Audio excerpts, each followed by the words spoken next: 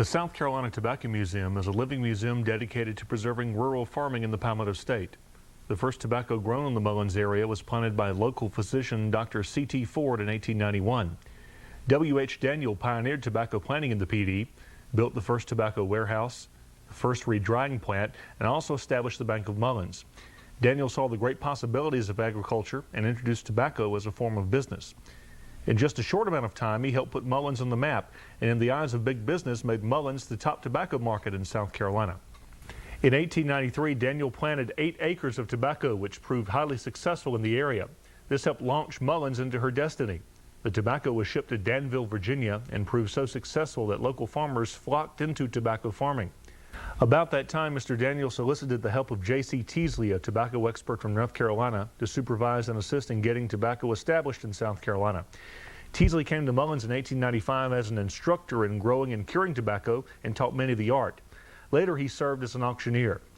Shipping tobacco to Danville, Virginia was expensive, and Mr. Daniel, seeing the possibility of Mullins as a tobacco marketing center, was instrumental in building the first warehouse in Mullins for the sale of leaf tobacco. Eventually, 41 warehouses called Mullins home as tobacco became king in the 1920s. This is not the only story of the tobacco warehouse owner, but also of the tobacco farmer. 100 years ago, farmers made up more than 50% of the workforce in South Carolina. They toiled long and hard, mostly on someone else's land, to make a meager living. The following recollections are the recorded oral histories of living people who helped make tobacco king in Mullins. It was hard work, like anything is, but I enjoyed it. And one of the biggest pleasures is selling the farmer's tobacco and making it sell good and seeing him happy. And of course the warehouse fared right along with the tobacco farmer. If the farmer fared good, the warehouse fared good. If he catched the devil, the warehouse caught the devil too. I worked in the fields. I helped gather the tobacco, put it in the barns. And as a little kid, somebody had to stay with those barns all night long, keep the furnaces pushed up, the firewood in them. And that was always a feat there when I was a little kid, to sleep out there at the barn with them. I had me a horse, a small horse, called it a pony, but it was a small horse, black and white. I'd ride it out to the farm, which is just outside of town here. By the time I got there, they were taking the mules all out, hitching them up, and I'd turn my pony loose in the lot there. At first they put me to, when I was about 9, 10 years old, they put me to dragging tobacco, driving the mules, dragging the tobacco to the barns. And then later on, they started me to cropping tobacco. Daddy owned all the mules out there on the farm, but he had one mule that Schofield would blow that whistle at 12 o'clock. No matter where that mule was, he'd head toward the barn, and nobody could stop him. When that whistle blew at 12 o'clock, he headed to the barn. Time to knock. Now the auction system is supposed to go out. They're supposed to eliminate the auction system and get talking about contracting it from the farmers for so many dollars, for so much pounds. And that's what's in the making, but no one knows yet just what's going to happen to this tobacco deal. I had a nephew that bought tobacco in Canada, and one bid he'd buy 30 and 40,000 pounds of tobacco. They bring it in Canada and buy it by the clock. They rack the tobacco, the farmers own the warehouses up there though. And the clock starts at 0, they sit in a chair, and they've already cataloged that tobacco, and they sell the tobacco. We're still selling tobacco in the auction system in our grandfather's days. Haven't made any improvement in it.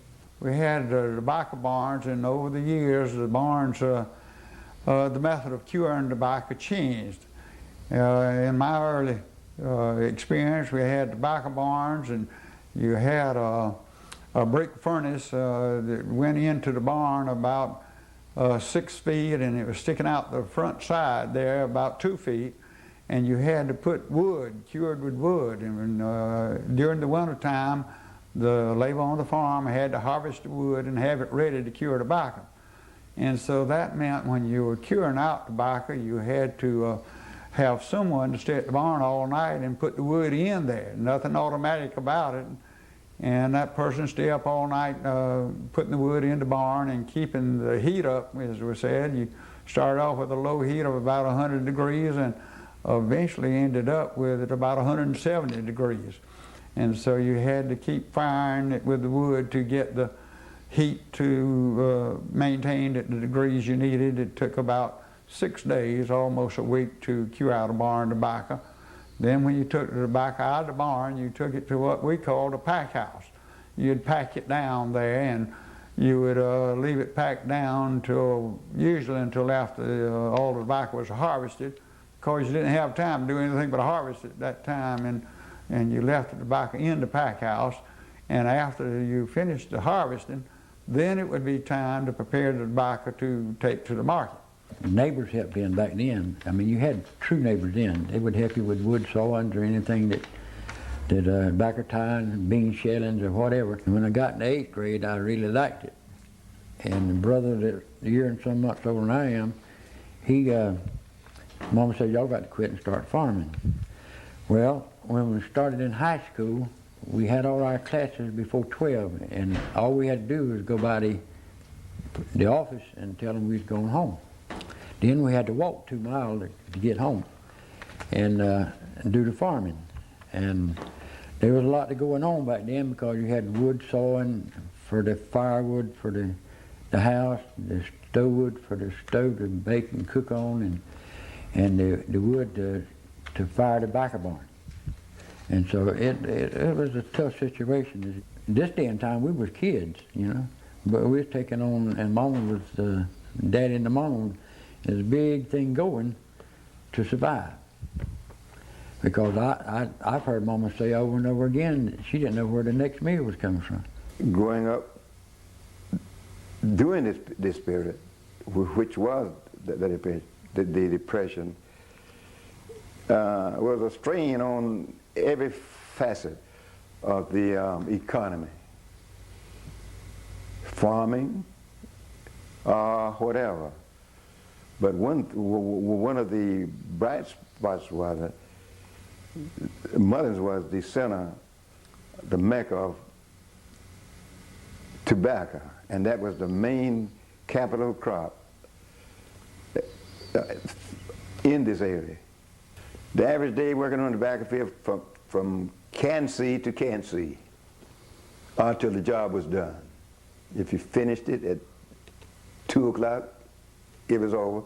If it took 7 o'clock, 7:30, 8 o'clock, days in the summer were longer. Just when you got the job done, that's what it was. Could have been a 16-hour day. People that, back during that period, you were cropping tobacco for 50, 75 cents a day. 50 to 75 cents a day, the period in which we are dealing with. This is pre-World War. During the Depression, there were 70 children under the age of 10 on the farm. I remember that. And the ones in the big house didn't get much until those 70 children had food and clothing. All the males had gone off to war, but tobacco had to be harvested, and the children actually did most of the work in tobacco, even though they were a little bit young. Where you normally start off is driving the drags, and the drags are the crates, so to speak, that are pulled by mules. And these have evolved from, my father tells the story of 1905. He was putting in tobacco, but they used crates that had handles on both ends. They didn't have a mule to pull them.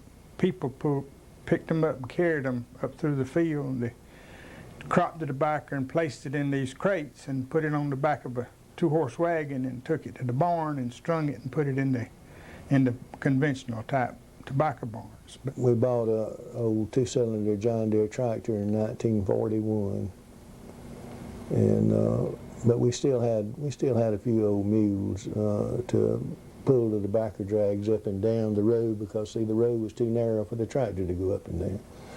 But at the end of the road, we would hook up to the old tractor and pull it up to the barn and process it there. See, my daddy had me handing when I was a little thing. He'd said, always put 3 leaves acid together and hand it to the one that's stringing it. That's what I had to do, put 3 leaves and hand it to get 3 fast now. You can't be slow. You know, they always graded as long as I was on the farm. But then I left the farm, they quit grading it like that. We had to have different grades. How many different grades did they have? Oh, we had a first grade and a second grade and a third grade, and then the green and trash. All that was separate. What'd y'all do with the green and the trash tobacco? We pack it up too and had to get it in order, you know, at night when it was kind of dry, you had to get it in order. And then you pack it down. It would be so pretty when you pack it down, put that weight on it. And when you start to take it up and carry it to the warehouse, you could hear it say, ski, you know. It would be so pretty. Oh, that was a big day. We used to, my brother and I would take off tobacco and for my mother to grade it, and she'd tell us if we took off on the tobacco to keep her going till we got back, that we could go to the market, you know, with truck to sell tobacco. And so we'd work real hard and take off tobacco and get some ahead so we could go. And it was exciting to go to the warehouse. And there's a lot of people there, a lot of farmers there, and they were selling peanuts and a lot of things going on, you know. Quite a difference from today. Oh, the vendors were loaded. Mullins were loaded with the vendors. You would expect that. Everything was going on in Mullins. Side shows, animal shows, medicine. Oh, the medicine man was there. He had a cure-all there. That medicine that he had, they would cure everything from snake bites to everything there. And he'd have a little jig going there, people farming, people playing guitars and so forth. And he'd play up, and then he'd go around selling medicine for a while. Candy in little boxes and so forth, and you pull out a coupon and you get a little prize for it. It was a circus like. I can remember watching it many times. And I can remember saying, I wonder, is he telling the truth? And you call him Doc. He was called Doc. Sold Doc.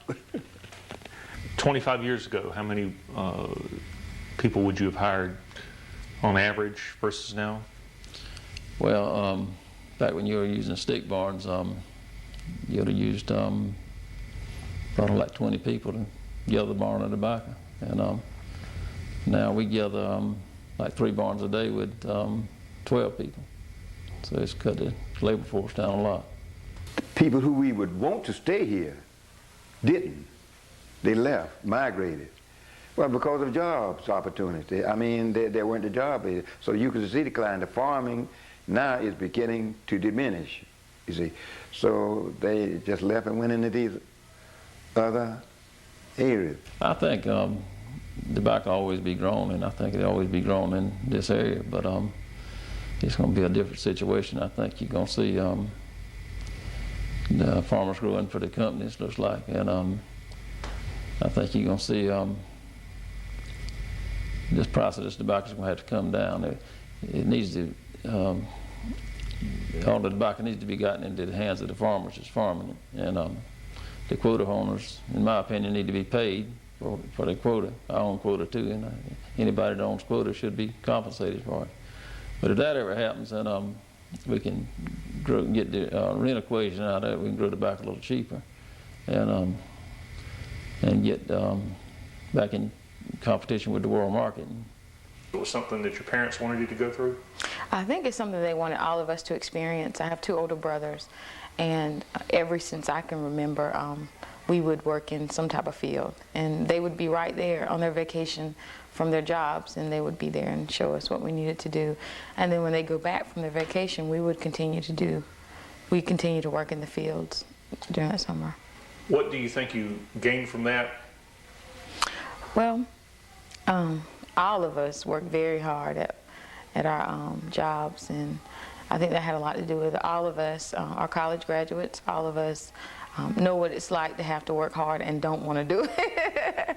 So I think that added a whole lot to our character. The Clemson Extension Service played an important part in helping farmers grow more abundant and healthy tobacco crops. This fellow, Mr. Gibb Johnson, had worked with Daddy ever since Daddy started his own warehouse in 1920. He rode with me, and he knew Old Reed County like a book. And he told me the history of every farmer that was, all about it. He could trace anything down. Anything you want to know about Old Reed County, he knew it.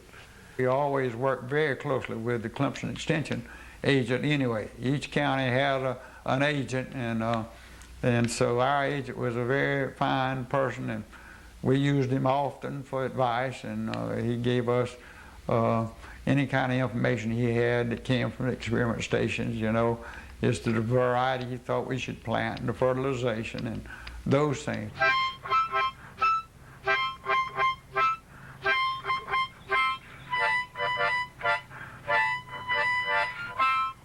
Look.